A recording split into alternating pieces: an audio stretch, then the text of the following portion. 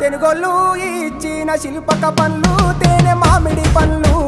తీయంగా దిందామె తీరొక్క పండ్లు చిలక నేరేడు పండ్లు కాపంలో ఇచ్చిన మక్క కంకులు అవి పాల కంకులు కాల్చుకొని తిందాము కందికాయలు పచ్చి పల్లికాయలు గుజారి గుజారి మామిళ్ళ కిందో నల్ల మామిళ్ళ కింద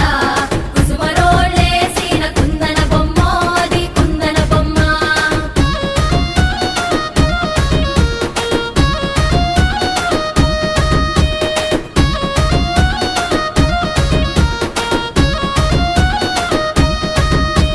బెస్తోలు పెట్టిన పచ్చి చేపలు